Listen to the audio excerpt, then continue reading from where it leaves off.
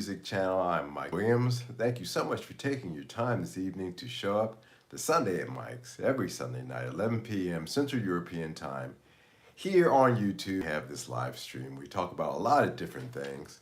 My voice is going to be extraordinarily deep tonight. I'm getting over a cold this week, unfortunately, but I'm better now. So yeah, you'll hear my best Darth Vader. I'm not your father, no. Actually, I am your father. Yeah, taking your time to spend a little bit of your time with me is greatly appreciated. And I always like to start out my live streams by making that statement because it is true. And while we wait for more people to join into the live stream, I will look over here and see how that looks. Yeah, that's good.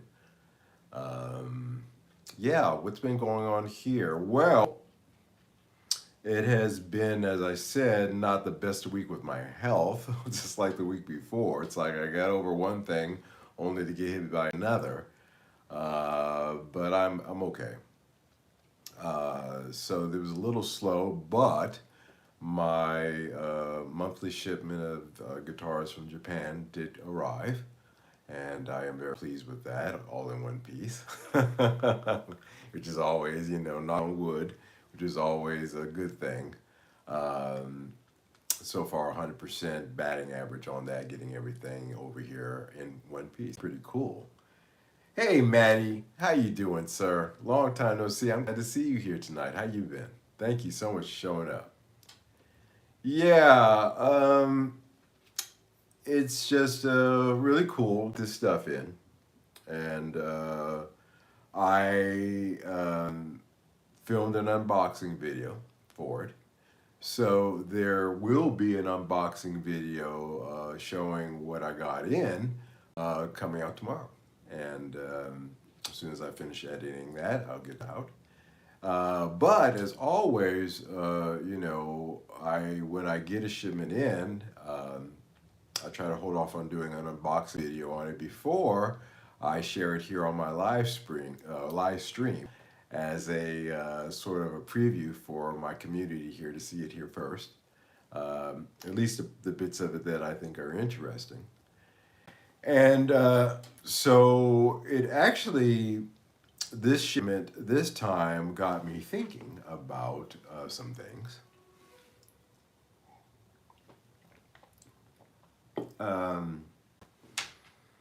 I saw a video on YouTube where a guy was a recent video, a new YouTuber, relatively, was saying, I know, that's completely incorrect. Not a new guy at all. Robert Baker. Robert Baker is who it was. I'm sorry, I'm confusing it with another guy I saw his video.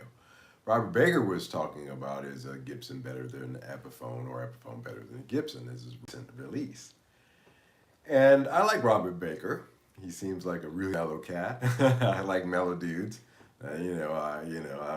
Somebody that's just, not gonna, go off on the deep end and go on a. Anyway, some of the musicians I run into were interesting cats, but he seems to be a pretty nice guy. And he was talking about that. And it got me thinking a little bit too. Hey, sir. Sup, Ham, how you doing? Welcome to the chat. Thank you, sir, for showing up this evening. Very, very pleased to see you. Thank you so much. 17 people in the live stream. I think I can get started with this tonight. So, Baker, I like him. Solid, seems like a solid cat. And he was talking about the comparison, is Epiphone better than a Gibson? And quite frankly, this is much traveled ground. I've covered myself this question in looking at it in different ways over the years. But I really started to think, as you know, on this channel, the motto of this channel is, I'm good. But another motto I think is, that I like to tack onto that is thinking outside the box. If you're able to think outside the box of this issue, is a Gibson better than an Epiphone, then you would be surprised with some of the answers that you would come up with. and some of the reasons why you might want to look in a completely different direction altogether. And that is the thesis of tonight's live stream. I wrote the script for tonight with that in mind. Why buy an Epiphone when you can get this? And the question is, what is this? Pete KFK, my favorite trans on YouTube. Well, you know, that's quite a compliment. Don't know how to take that one. But anyway, yeah, it really comes down to why buy an Epiphone when you can get this. And what is this? Let's talk first a little bit. We're going to talk about something that's been on my mind, and maybe some of you guys as well. Obviously, it was on Robert Baker's mind when he came out with his video this week. When it comes to buying a Les Paul style guitar these days, is it really worth shelling out for a brand new Epiphone Les Paul, especially now when they come with the official Gibson headstock? Adam, 1982. How you doing, sir? Shout out to Kenton Maloney on his knee growth operation. All right, we can do that. A shout out to him, certainly indeed, on that operation. Certainly, we can do. Shout outs are always available. You know, that headstock, as it turns out, as I was pointing out before to you guys, is something that Epiphone is licensing from Gibson. That's why the price of those Epiphones that do have the Gibson, the standard headstock, there's been a few variations of that.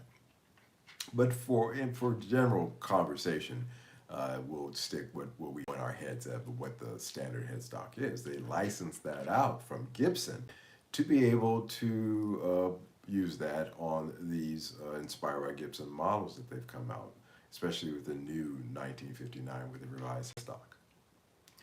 Now, you know, that you know, you would think a lot of people were saying, you know, for years, why doesn't Epiphone just come out with the Gibson headstock on these guitars?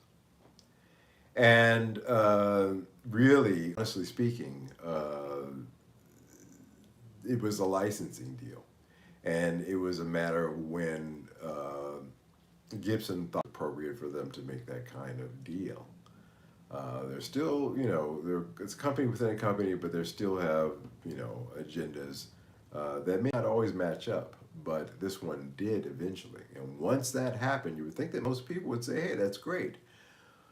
And that would end all these conversations because it really comes down to that point, the material cost and materials involved in making those two guitars that really make a difference. Does that make a difference in the sound? If you put equivalent pickups in a Les Paul from Epiphone, or especially the new inspired bike, 59, or Les Paul standard, gee, I don't know. Really depends upon what amp you have, your setup at home, a whole lot of different factors in there. I know that they'll sound similar and close enough that you would seriously want to consider why the price difference between these two. A lot of people have. I know I did. When I started phase 2 of this channel, phase 1 was in Singapore, phase 2 was here. I got started, I really honestly got a big bump by comparing my Les Paul Standard 60s with that 59 Epiphone that first came out, and I decided to keep the Epiphone. So I already kind of made my decision on that. Yep, what's up, Mike? Hey, I love you, buddy, too. Thank you so much for showing up. Ben, how you doing, sir? Cheers to you, too. Hey, guys. So, you know, really, honestly, Epiphone's been making some pretty cool guitars recently. But I think that if you're able to think outside the box, and if the headstock design, if you know, I noticed that the Joe Bonamassa new release, the PAF, is it a 55, I believe, 55, 56 PAF? I'm sorry, P90, not PA, P90. You know, that has the Kalamazoo headstock, so its price is a lot lower than if it come out with the Gibson standard headstock. It'd been much more. So somewhere in the neighborhood of I think about 300 euros on this side of the pond more, because the inspired by Gibson 59 now is 1,099 euros, and you can get the Joe Bonamassa for 899. So yeah, there's about 300 euro difference there or so. But no, I'm sorry, 200 euro difference there. But honestly speaking, you know, that difference is just the licensing fee. That's all there is to it. Both of them have the similar hard case to them. Both of them, when it comes down to the components, the hardware, they're exactly the same. So when you really look at it that and you compare them like that, then you see, you know, okay, what's the deal here? It's really just an issue of you want to pay more and have a Gibson on the headstock, or have Epiphone on the headstock and save a little bit of money.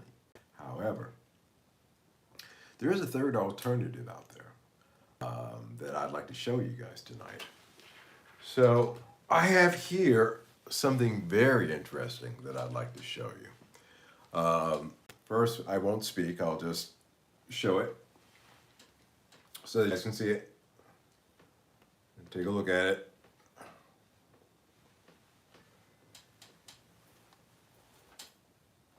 There's Greco there. Look at that top, by the way. I mean, that is just a gorgeous top. So, what is this? So, this is something, hey, thank you, that I've been for a while been wanting to get in. This is a 1990 Greco from the Mint collection. This is the EG 5950, the EG 5950. So this guitar is made not by the, thank you, Ben. Let's see, I had a couple of things here to catch up on here. The takeover TKO, damn, that's basically, you know, yeah, thank you very much. I appreciate that. Ben, beauty, yeah, it is a beauty. In '89, Tokai took over producing Grecos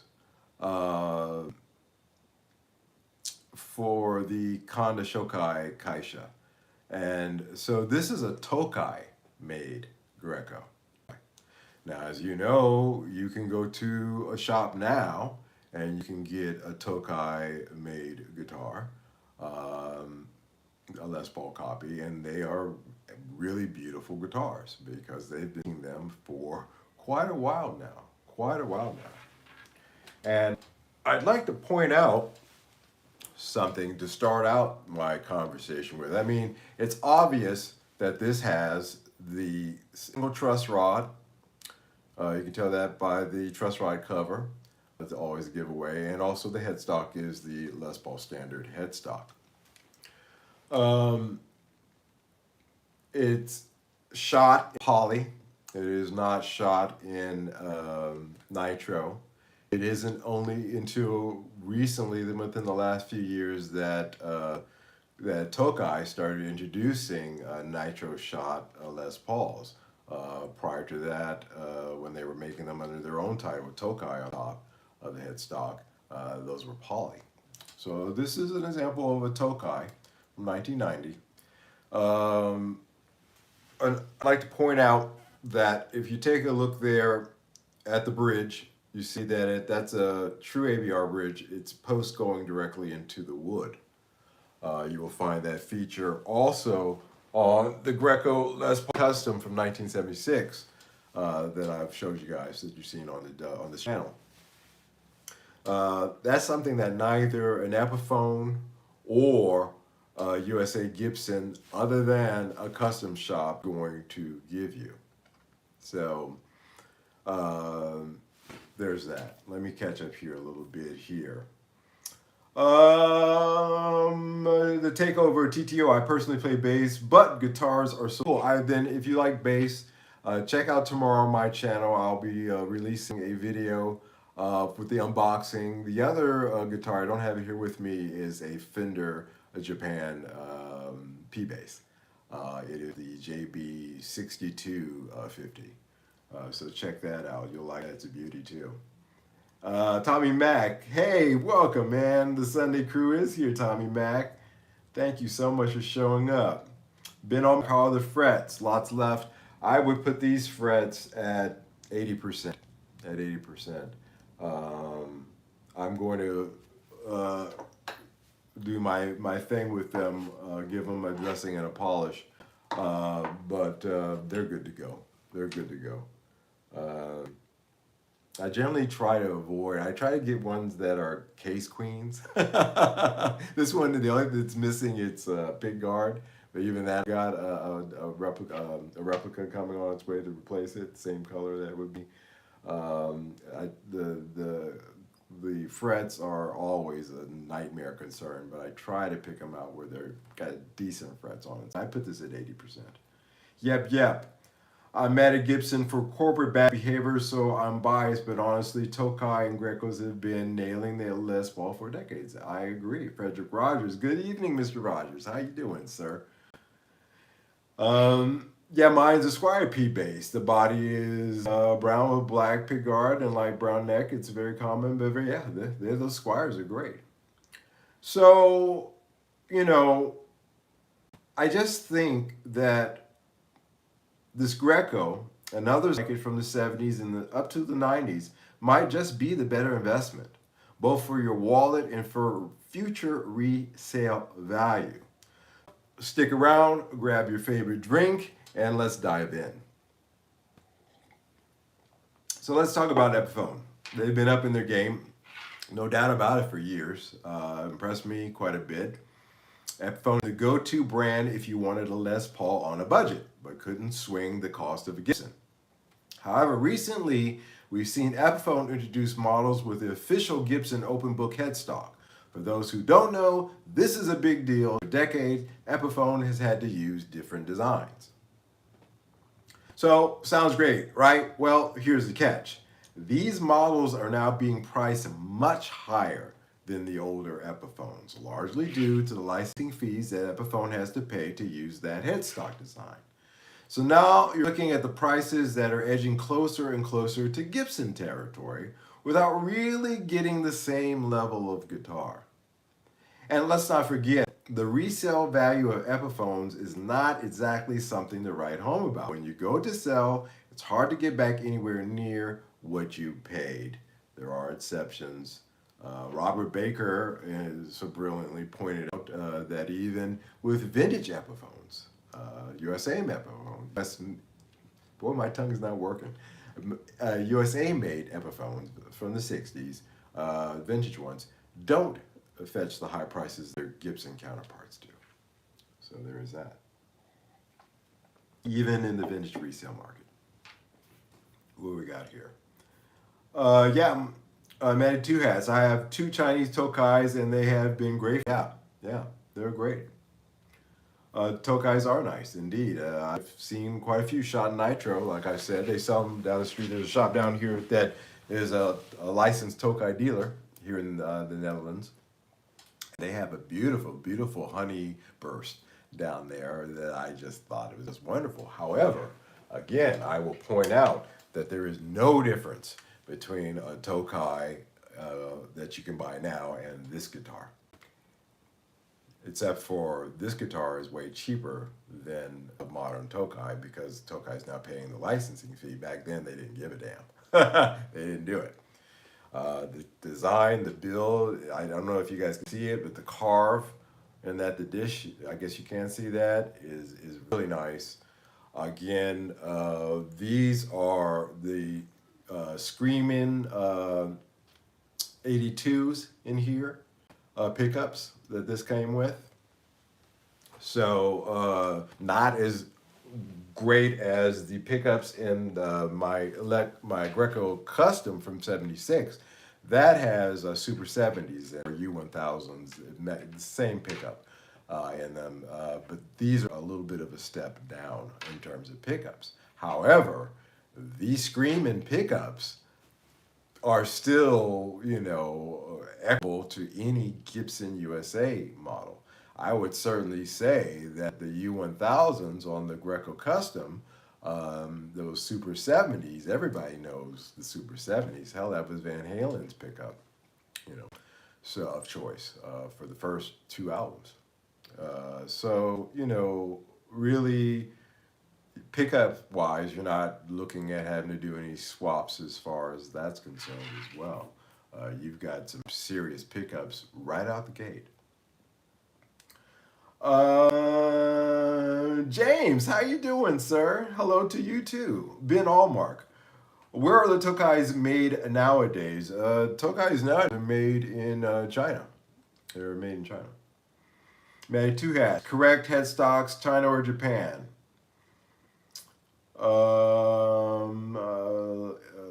Takeover, my bass was 300 with the amp. It was pretty cheap. Well, hey, I've heard brothers, pull off stuff cheap. I don't consider it a cheap Squire to be cheap bass. I just featured one here. I had a Squire, original Squire, first from '83 out of Japan. That's an awesome bass. I was sorry to let it go, but these basses, they fly. But they're nice. The resale value. I did a little bit of homework. I checked out the resale value of an Epiphone compared to what you would pay up front. Depreciation hits hard, and that's something to seriously consider if you're not planning on keeping the guitar forever.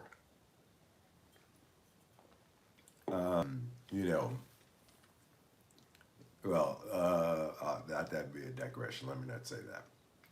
For example, a new Epiphone Les Paul Standard sets you back around $700. Now, that's the base, not the Inspired by line. You can still get the regular standards at around $700. But when you try to sell it used, you're looking at maybe $400 to $500 if you're lucky. And that's already a pretty steep drop. In this market right now, with the with the secondhand market being in the state it is, things are churning really slow. Things are slow. There's more items chasing less dollars, if that makes sense to you. Now, this Greco 5950. Now, again, by the way, look at that back too. They were really not skimping on the mahogany. That's just a beautiful, beautiful back. Two-piece top. Two-piece top. What I believe they did with these is it's a thick veneer. Not like a thin veneer, but it's a veneer of good maple on top of plain maple and then the mahogany back. But they matched it really, really nice. Built in 1990, right in the heart of Japan's golden era of guitar manufacturing. What's awesome about these Grecos is that they were made during a time when Japanese craftsmanship was seriously top-notch. Again, we've got that 76 Greco Les Paul Custom, and now we've got ourselves a 1990. We can see that progression, how it just got better, better, and better. Hell, it was great in the beginning, but it really just got outstanding. And the best part, many of these guitars were built with meticulous attention to detail, often rivaling the quality of Gibsons from the same era. One of the arguments against that Baker made in his video, pointed out, and I thought was true, that I've heard myself, is the quality, and I've made myself rather, is the difference really being in the quality of the hardware.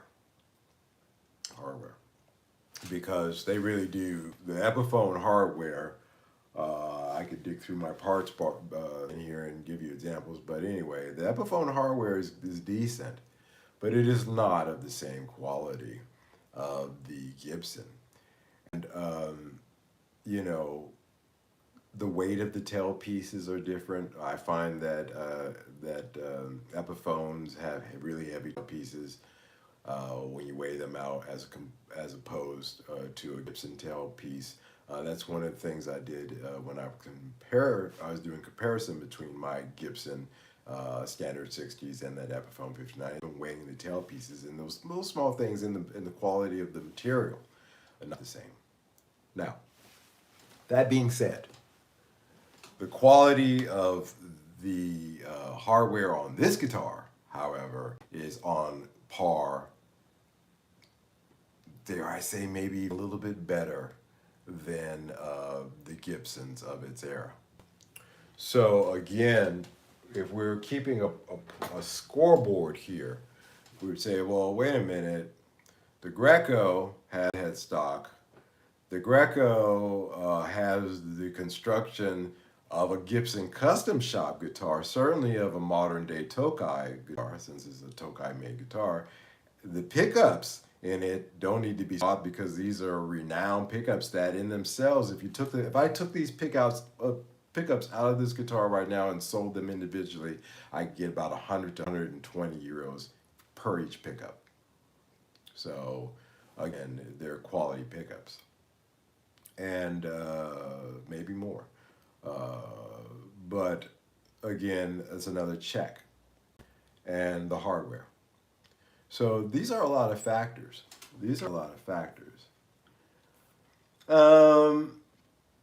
Fretless guitars are cool, but for me, scary to play. Yeah, I never got into fretless guitar. My good friend, John McKnight, very, very, very talented studio musician. He tried to get me to play fretless bass, and I could just never get into it. Another unpopular opinion, I think Firefly is a bee's dick away from building a cult following. Yeah, I agree with that. Yep.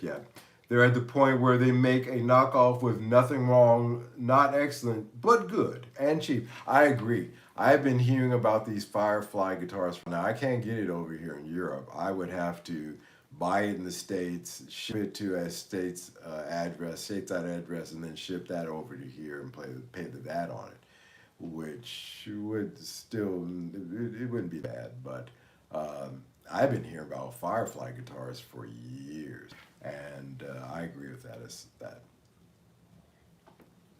Something for everybody to take a look at. Greco, along with others like Tokai and Bernie, really carved out a niche in the lawsuit era. That period in the 70s, mid 70s to early 80s, where they were building guitars so close to Gibson designs that it sparked conversations at Gibson. And guess what? Many of these vintage Grecos, like this EG 5950, now the 59 electric guitar, EG electric guitar 59, so it's a 59 model. It's based off of 59 model. The 50 designates, I've talked about this before, price point in Japanese yen. You have, in this case, the EG 5950, the EG 5960, so that would be Goman yen with the 50, and then the 60 would be Rokuman yen, 60,000 yen. And it went up from there. So this is the lower end of that. I do believe there was an E45 100, EG 5945. It gets a little dicey with these. But essentially, in any case, this was not even a top of the line Greco from that Mint collection. Okay, not a top of the line. There were guitars. Now, what were the differences? Well, the differences were the pickups.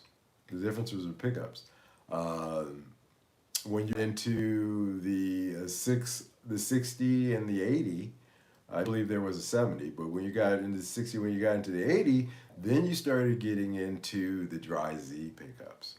Now, I have a copy of those Dry Z pickups here somewhere. I've put everything away.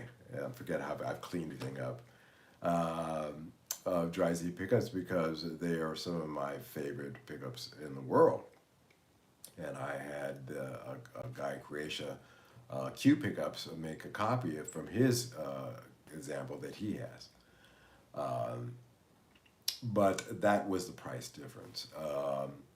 One piece neck when you started into the EG 5980. Um, but essentially two-piece tops. That those were just small little differences. The construction were basically the same. What you started getting into was better value pickups. Yep. Greco and Tokai Bernie managed to do it so well that they managed to make guitars with souls, if it makes any sense. Special to people that know. Well, yeah, again, that's why I was touching upon the craftsmanship, the meticulous attention to detail. That's somebody putting their blood, sweat, and tears into the instrument that comes across. Now, this one came with the same open book headstock design years before Epiphone got the green light. And these guitars, especially the one from the late 70s through the early 90s, have become seriously desirable among players and collectors alike for good reason. For very good reason. Now, looking at the headstock again, just to reiterate it, look at that headstock. It's a dead ringer for the classic Gibson shape. But here's the thing. Because Greco was building these guitars with such care and precision, they didn't need a fancy licensing deal to give it value. The guitar actually speaks for itself. So even if it didn't have that, little cherry on top of the sundae of having the Gibson standard headstock, the guitar in itself speaks for itself in terms of its quality. We've had guitars in here that I thought that were not Gibsons, but they were Les Pauls, but they were good quality. And the headstock didn't make a difference. But then again, there it is. They didn't need a fancy license deal to give it value. Guitar speaks for itself. The craftsmanship, the playability, the tone, all of it adds up to a guitar that not only holds its value, but often appreciates its value over time. In fact, guitars like this are becoming harder to find at reasonable prices. It is my thing that I spend time for this business to spend a week doing my safari. Beating the bushes, talking to my suppliers that I've been able to develop relationships with in Japan, and to find the best examples of this stuff. I've been looking for a mint collection guitar for a while, but some of the prices that even Japan that they're asking for them are through the roof. When I stumbled upon this 5950 at a reasonable price, I snapped it up. In fact, again, comparing to what you would with a new Epiphone with a licensed headstock, and that value, that cost, you can often snag a Greco for a similar price or even a little less. Now you have to ask yourself, if I can get a Greco, the 5950, maybe luck out and get the 5960, maybe really super luck out and get the 5980 at a reasonable price, then why? And all those boxes, better hardware, got the headstock, superior pickups to even Gibsons these days, and then the really high-end stuff. But I would put those Super 70s against their top-end Birchbuckers any day of the week, and most people would agree with that. But those are 70s boys, so it's kind of a different thing. But anyway, a lot of boxes being checked with this Greco, and why it would be a more viable choice for a buyer in so many ways over the Epiphone and, dare I say, the Gibson.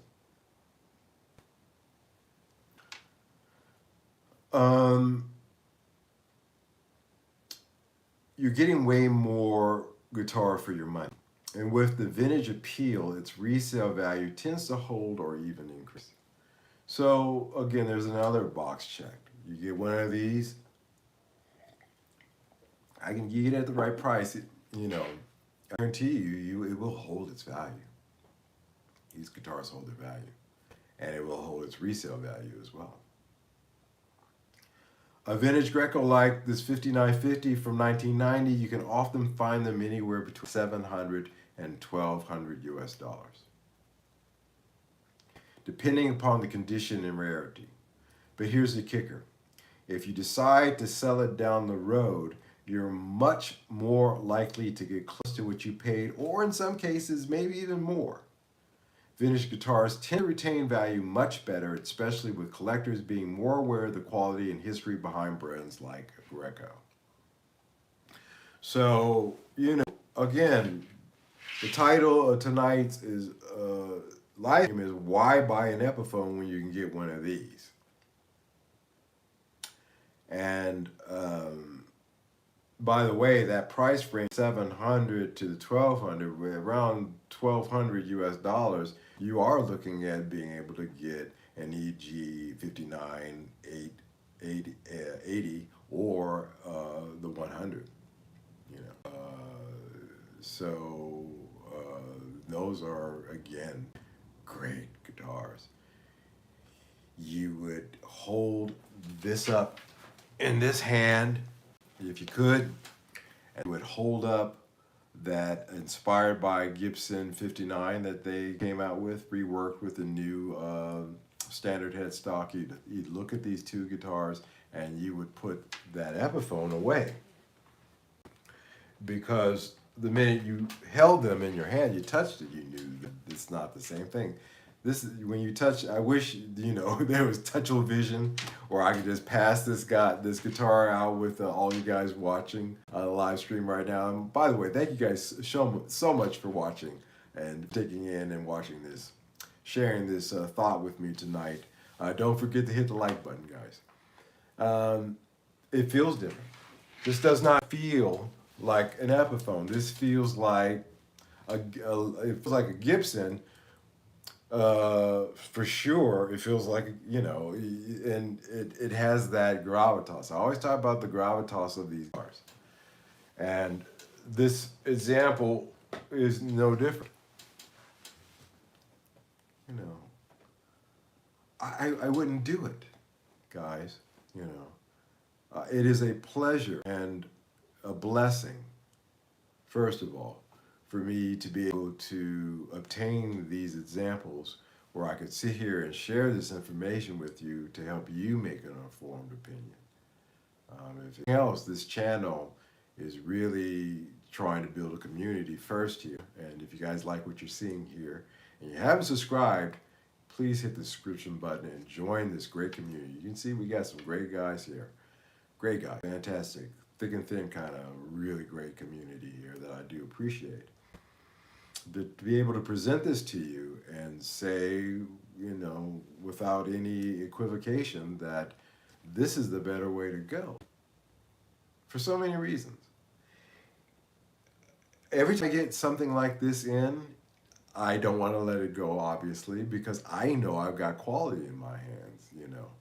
I know that the guy who, hopefully, my regular buyer who has an interest in these, will see that quality. I'm sure he will in this, and it'll move on. But while I have it, I can say without any question that it is what it is. I've held Gibsons, lots of them, lots of Epiphones, now a lot of Grecos and Tokais, and I know quality.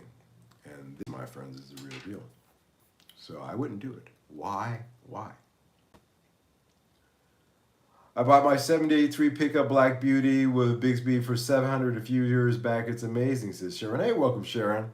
Yeah, I'm looking at a 783 pickup Black Beauty. I'm actually looking at either. No, it's not. I'm sorry. It's not the black one. It's the. It's got a burst top on it. 3 pickup one. I'm looking at one. I have one in mind, but we'll see what happens. Matty Two Hats. In my opinion, Japanese Les Pauls of that nature, Greco Cruz, Tokai pretty much will rival Gibson Custom Shop. Yeah, again, they do, Maddie. It's got, there is, again, I just want to point this out, guys, about the importance of this. That seems like a small thing, but really, there's some cats out there who will tell you that a true ABR with the post going into the wood is really the only real way that you're going to attain the true Gibson Les Paul sound. You're not even getting that at a USA standard. If you want to take it even further, they'll point out that on the original 59s that those posts were made from brass. So most cats would take these these nickel ones out and they would substitute them with brass in order to really get that tone. And that's aftermarket even with a custom shop model. So yes, I hold this thing in my hands and I'm like, this is a proper Les Paul. It's shot, the only difference is, again, has no fret nibs and it's shot in poly. Those are the two differences. Other than that, it's 100% USA standard, better, because like I said, it's got custom shop quality hardware and layout.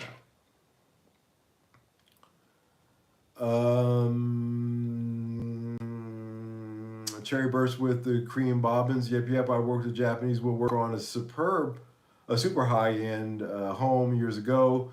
So it's a no-brainer to figure out they make great guitars over there as well. That's true. Yep. So looking at those numbers, again, comparing that to a new Epiphone, like I said earlier, you're going to see a significant depreciation as soon as you walk out the store. It's the difference between buying something that's going to cost you long-term versus an investment that could pay off. If you look at it, and even if you don't look at investment, you got a damn good guitar too. You'll know it. And you'll be so happy. You'll be so happy. Again, this has a renowned. These pickups are well known. The Screamin' 82s. You guys can look that up. So type in Greco Screamin' 82s if you want to learn more, read more about these pickups. The sound is superior to an Epiphone. There are no Epiphone pickups that are going to sound as good as any of the Japanese Grecos or Tokais or Bernies. There's just none. When you're talking about anything that's like 6 Rokuman or above, the Goman yen and above. So there is that. These pickups have been normed to be having a warm, full body tone, smooth sustain, and very clear sounding, very nice pickups, and you wouldn't have to swap them out. Now, I'm not saying the new Epiphones don't sound good. They kind of do. My good friend of this channel, Colin, just did a review of the Joe Bonamassa P90, and I found it to sound kind of lifeless.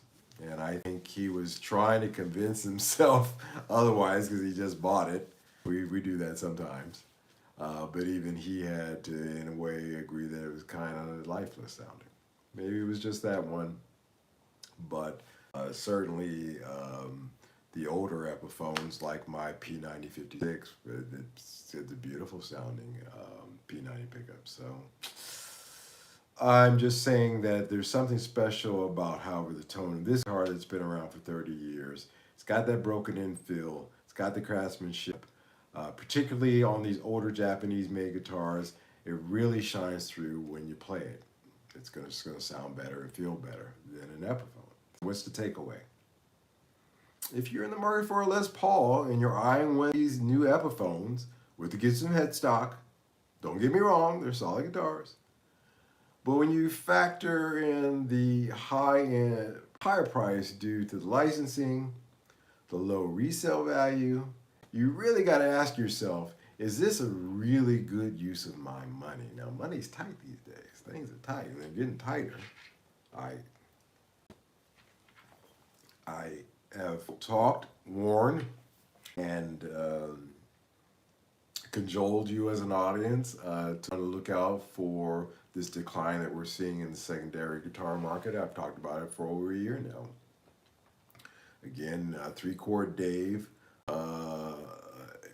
First, he's a good friend, so I'll give him kudos on first on it. And then me, I think that's how we got together, because we were both talking about the same thing, about this market for a while now, and now it's here. So if you are in the market, Christmas coming up, there's a lot of parents who are buying guitars for their kids, first-time ones. If I had this as my first guitar, it would still be my guitar. And you wouldn't need anything else. You really wouldn't. You got Christmas coming up, so you got, that kind of considerations for things coming up for yourself. Maybe you're going to treat yourself, hell, it's been a hell of a year, I'm going to buy myself a guitar. Think about it.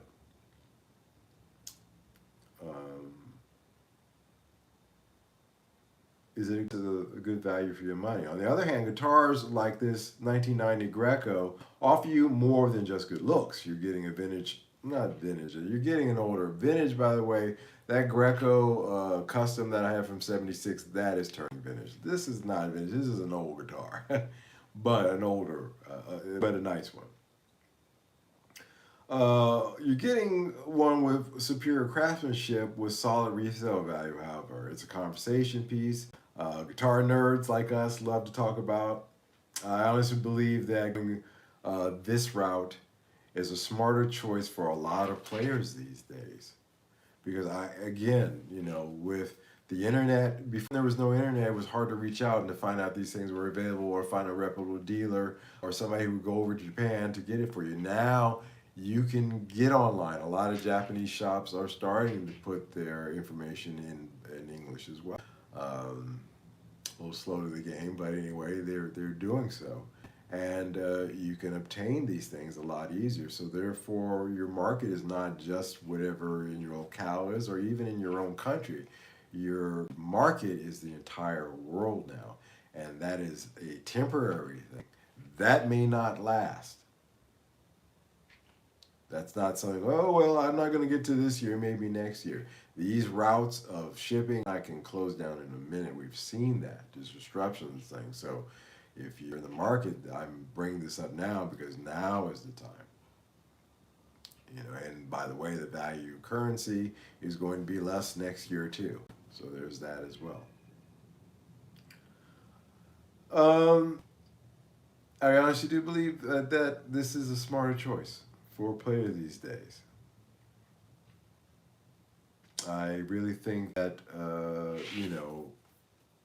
for the value, what you're getting, I've gone through a whole checklist of things there, and you cannot deny that this is the superior guitar over Gibson and an Epiphone. So it's really a question, is an Epiphone better than Gibson? It's are they better than this Greco, this Tokai-made Greco? That's the real question. Then Allmark. Did that Les Paul come with its original case, Mike? No, sir. No, man. They don't always come with the original case. It came with a pretty shitty case, actually. That as soon as, it was a pretty good case. But it's all right. I've got plenty of cases laying around, so we'll see. I'm probably going to let it go when it does go with a soft case, though. You can get on Tomon for 60 euros what I think is the best hard case that you're going to find for a Les Paul. That's the best, or I said 69 euros. So sometimes it's on sale. If you got a coupon, 10% off, and you get 59. But that Les Paul hard case for that price on Tomon is a deal out there. I would stock up on it. As a matter of fact, I might buy another one just to have it around. But they are superior cases at a good value. So like I said, I'm scaling back in terms of what I do myself. Because of the market, I have to cut costs where I can.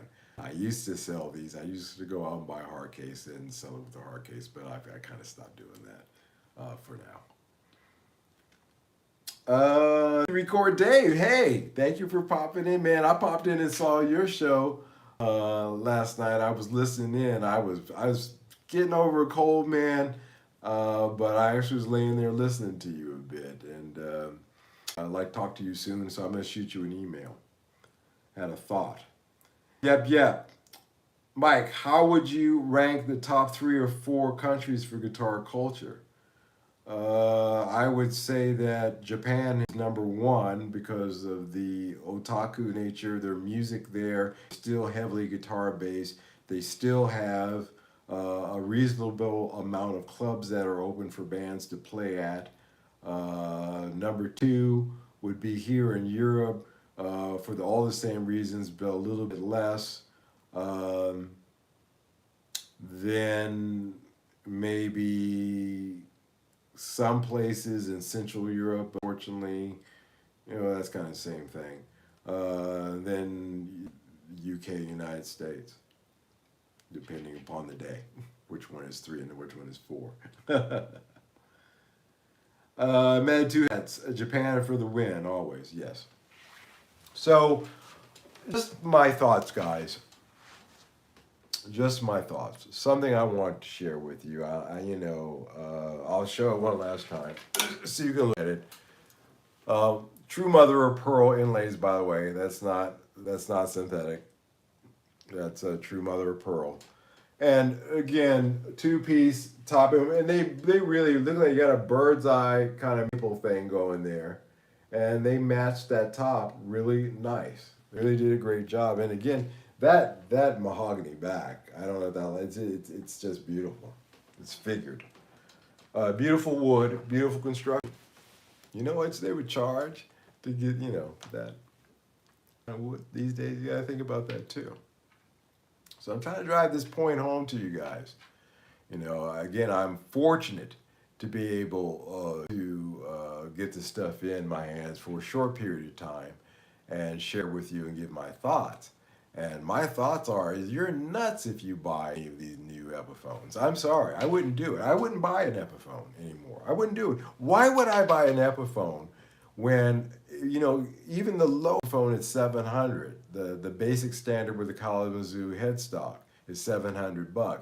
Well, for that $700, for that saved $700, you could hunt around and you could find yourself a Tokai, a Bernie, or Greco from the 70s, the 80s, and the 90s. Why would you do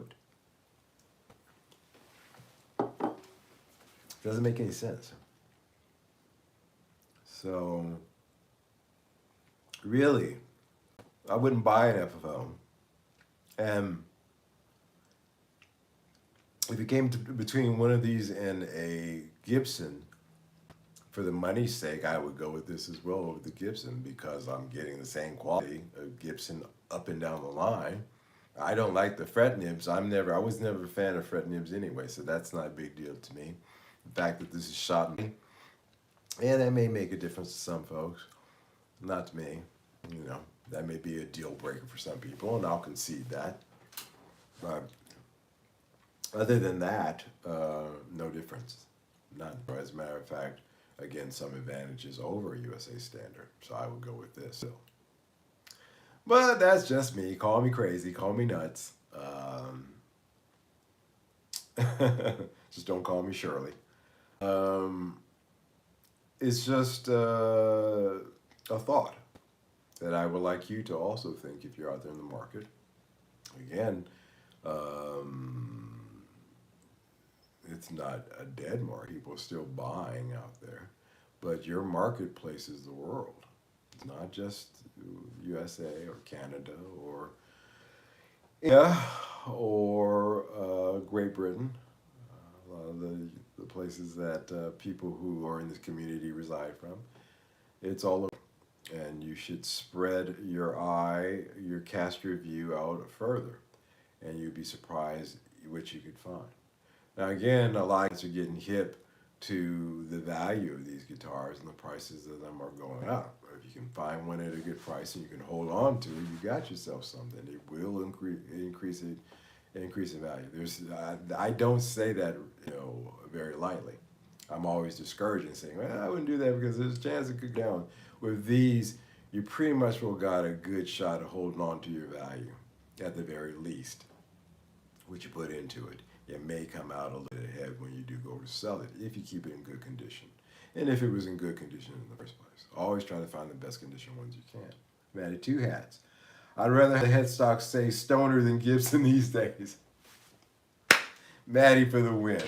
Man, that's fun, dude. That's a fun one. Yeah, that Stoner had you guys remember the Stoner. How could you forget the Stoner Les Paul? Colin bought a Stoner. Colin has one of my Stoner Les Paul. And I had two. I bought two Stoners. Colin bought the other one, Guitarista. Yeah, those things had the USA's because they licensed it, you know. But they were. I look at those and the construction of that, and that was basically the same construction of the Les Paul 9 inspired by Gibson. It did not have the post going into the wood; it had post going into studs. It was an Epiphone 59 inspired by everything but in name, in terms of the construction between that Stoner and the Epiphone. And I would still take the Stoner.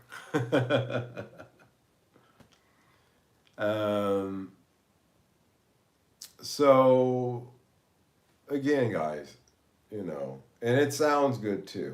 Hopefully it'll stick around long enough where I'll be able to film a demo. I'm a business.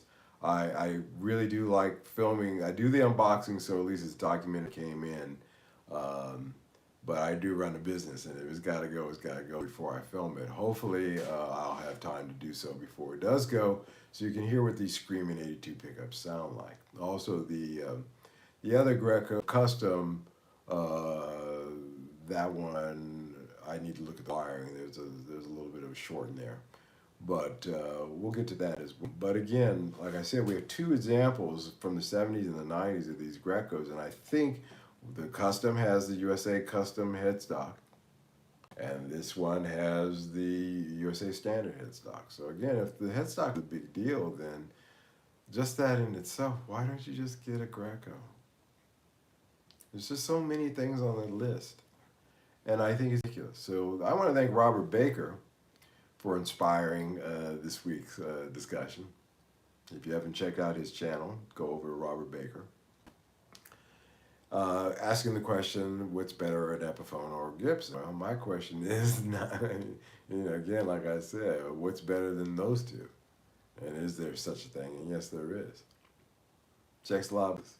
Again, not for everybody. Again, the poly thing may be something that a lot of people mail on. It's something that turn a lot of people off. Poly doesn't bother me. I'm not really, so, I don't know how you guys out there feel about that. I like thoughts on poly versus nitro.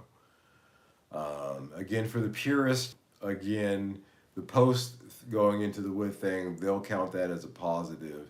Those posts going into a poly shot body, that may be a deal breaker for them.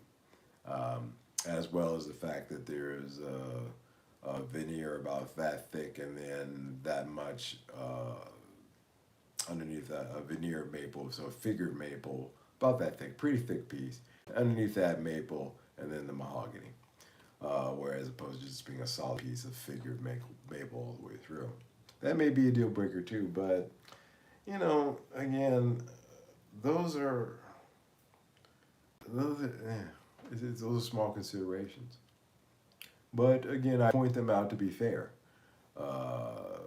That it's not exactly the same thing, but it's like we start singing that old Sesame song. One of these things is not like the other. One of these things is not the same. But I think that for the most part, anybody would be happy. Their pocketbook, their wallet would be happy. They're married, their wife would be happy. If they're giving it as a gift to a kid would be happy. Most adults would be happy to get this thing. It's one of those ones where we say, well, I wouldn't kick it out of bed.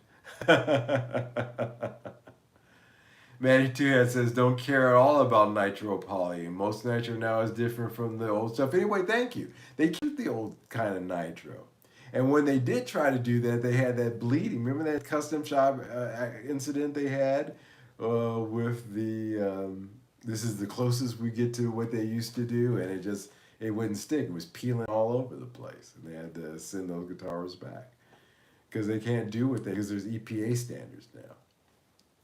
And what they're calling nitro now, to be honest with you, is more poly. It's, you know, and they always, even if it's nitro, they're going to shoot a thin poly coat on top of that to set it. So, you know, it is getting to be a little bit of semantics there. I agree with that, Maddie. Yeah, I think something to think about, guys. I'm just saying, you know. Call me crazy again, like I said, but that's a whole lot of boxes that this thing checks. And they can be had. Just look, you know, if I'm finding them, and, you know, I'm not the brightest, you know, slice in the bread basket, I'm sure that you can as well, or maybe you have. But I just, you know, I love that Les Paul Custom. I have to be honest with you guys. I've wanted one of those for a long time, and going to the hall, being able to hold equivalent Les Paul customs, again, like I said, I would choose the Greco over those, and those Greco Les Paul customs from '76 don't come up very often. I really like. I don't want to. I run a business, but I had to say that would be the one I want to hold on to for a whole lot of reasons.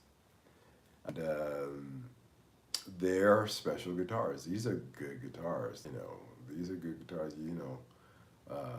I've had a lot of guitars go through my hands, so you can trust me when I tell you that. So take a look at it, guys.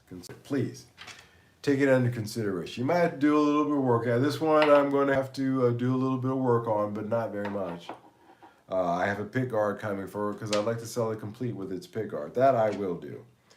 Because as I pointed out before, the cost of pick guards in Japan are surprisingly cheap compared over here to Europe. I can get 3 pick guards shipped from Japan for the price I would pay for 1 here.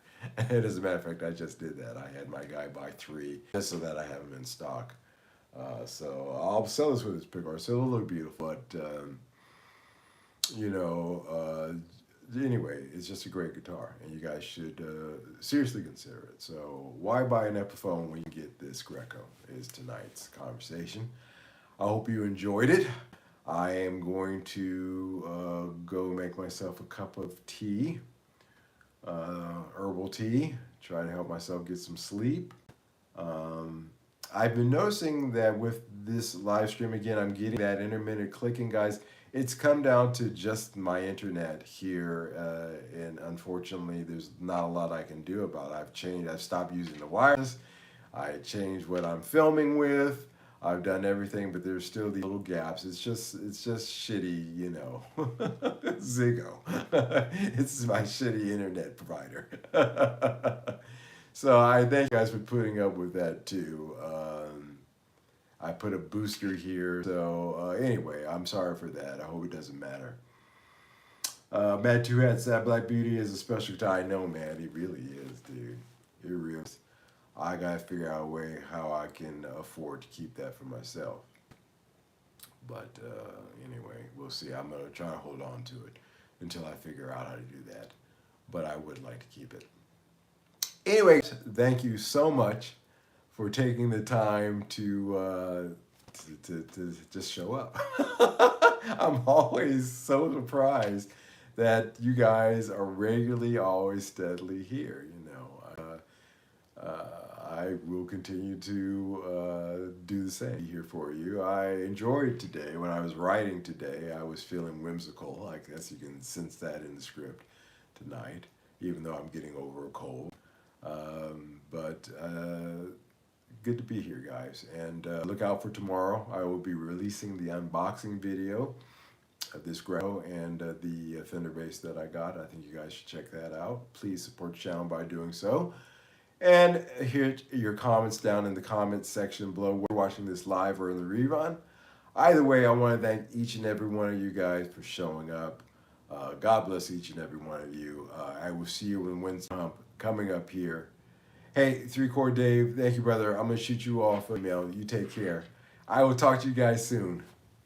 Buenas noches. Bye bye.